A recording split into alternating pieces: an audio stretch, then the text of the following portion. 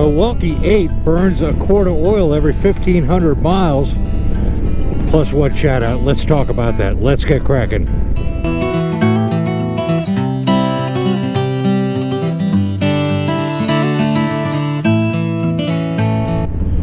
Good moto morning, beautiful people. Welcome to Kraken's Garage. I'm your host Eric, and on Kraken's Garage we discuss all good things on 2 and 3 wheels. And on today's episode, we're going to talk about a service bulletin that was released by Harley-Davidson that it is acceptable for the Milwaukee-Eight to burn a quart of oil every 1,500 miles. Let's get to it.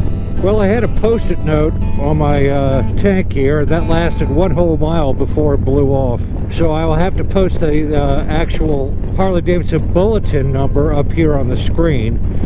But they came out with it in October 25th of 2017, I believe. And that was about the time the Milwaukee-Eight started dropping. I have to put the caveat on here, it's very rare, but occasionally they have had a bike that burns quite a bit of oil.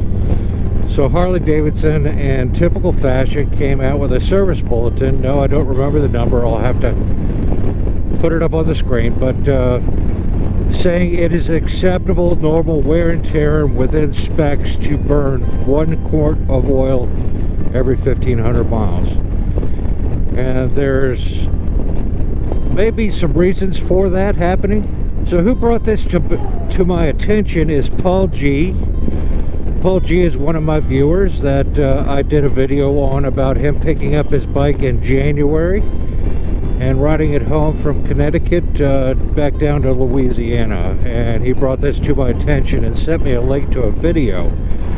I cannot take credit for this topic. DK Customs is the video that I watched on this topic, and I will have a link to it down below. They did a dynamite job discussing and kicking around the possibilities of why this happened and what it all stands behind. My takeaway from that, or Kraken's takeaway from that, is this bulletin is 100% CYA. Cover Your Butt by Harley-Davidson. And if they come out with a bulletin and paint with a very wide brush to be all-inclusive, it allegedly gets them off the hook of not needing to address a brand new motor needing service or rings or pistons or whatever the issue is for burning that much oil every 1,500 miles. Now, what are some of the causes that could be of that? For example, a lot of people overfill their oil, and by design the bike's going to spit that oil off. They're not going to burn it off, it's going to shoot right at your mufflers and get spit off. Now, in one particular case, another viewer, a longtime viewer of this channel, J-Rod, sent me a picture, and he had his Fat Boy serviced at his local Harley dealership, and he showed me a picture of the dipstick. The bike was severely overfilled, and he of course called the dealer, and they said absolutely not, we didn't overfill it. Well, there's no reason for that to happen, and there's no reason for a customer to call you up and ask why that happened. Let's go for it.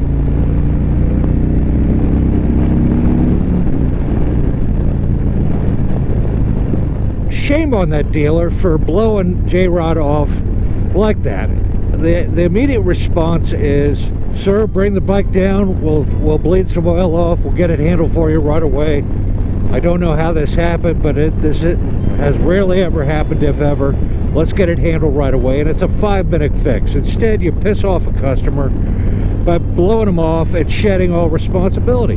That's what I view this service bulletin. I'm on a rant here, by the way, so I got my cackles up here, because this service bulletin is 100% Harley-Davidson just blowing off the customer and shedding the responsibility of doing the right thing to correct the problem.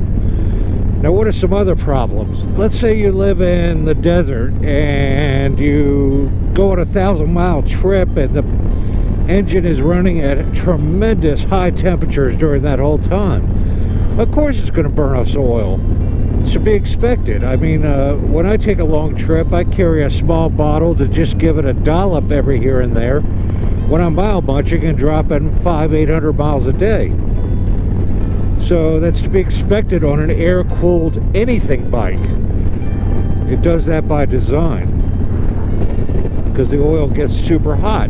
The other obvious reasons are the tolerances on the rings and pistons and valves are not correct, and it's allowing blow-by of the oil to blow by the piston rings or whatever and spit it out the back of the bike. And that's just poor quality or poor design. Do I think the Milwaukee-Eight is poor quality or poor design? Hell no. I wouldn't have bought this bike if I did think that. So I think that Paul put it best when I was chatting with him about this issue, and he said, you know, every time I go in for service, he has his guard up, laces up the gloves, puts them on, and gets in a defensive position and says, all right, let's hammer this out.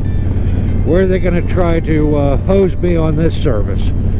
And that's sad. That's super sad that a dealership has to conduct themselves in that manner. I don't understand this. I had a house rule when I was running that dealership for 21 years,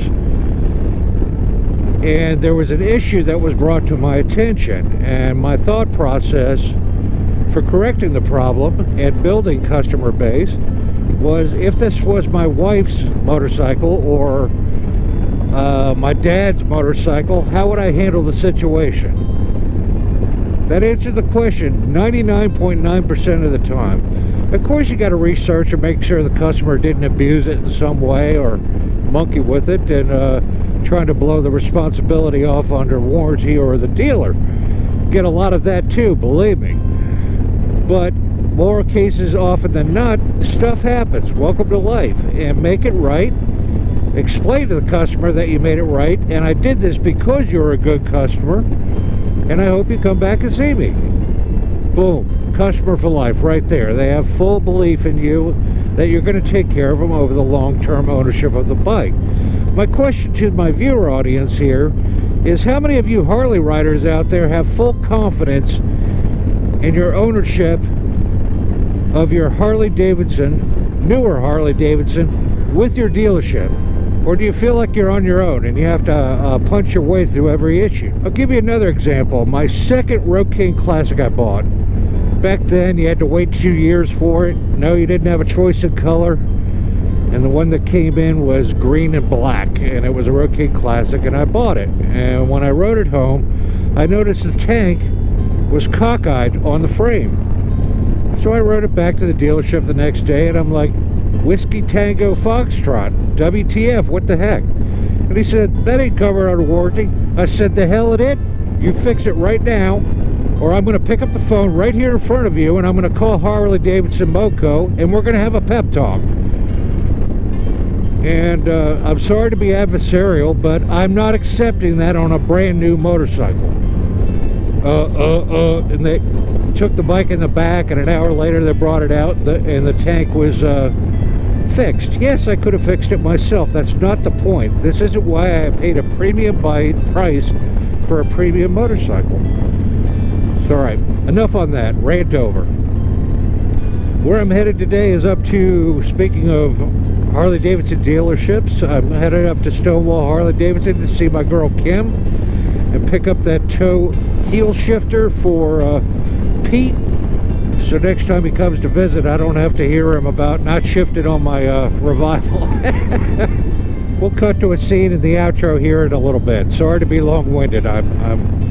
This topic really got my dander up, so let me know what you think down below. Hey Pete, here's your heel shifter. No excuses.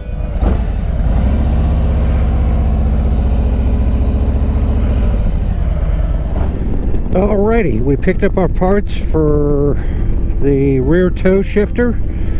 Kim was always a treat to see at Stonewall Harley-Davidson in Orange, Virginia, and was a good sport about playing along, about giving some raspberries to Pistol Pete from Canada. So look for an install and video coming up on the rear toe shifter, and we'll talk about that in the near future. And we interrupt our regularly scheduled programming for this news break. You know what time it is. To all my end watchers, this week's shout out goes to Bodine52. He has 5,280 subs, 449 videos out. His motto is family, friends, scenery, and open road. He's rocking a 2021 Harley-Davidson Road Glide Limited and a 2000 Harley-Davidson Road King Classic, which in my opinion, the Road King Classic is the pinnacle of the Road King lineup. I just think it's beautiful with those wire wheels and white wall tires and leather bags. So well done, Bodine. He hails from Pinckney, Michigan. And what I like about Bodine is he is a joint team effort with him and his wife. He has good, solid, clean content. He provides excellent points of view, and his honesty and integrity and humbleness make his channel an absolute joy to watch. I hope you go check out his channel. I have his link listed down below, along with his Instagram if I can find it. And if you like his channel, be sure to let him know if you subscribe that Kraken sent you. And let's get back to our regular scheduled program. Check out Bodine. Let's go. I think that'll wrap this video up. There's my ghost dog Bourbon. He's here to tell me to wrap up this video. If you would like to become a Patreon, the link is listed down below. If you like this video, give it a thumbs up. If you didn't like it, give it a thumbs down. If you want to see more in the future, hit that subscribe button right down there in the corner. And remember, folks, go ride because it's good for you. And I'll see you in the next one. Peace.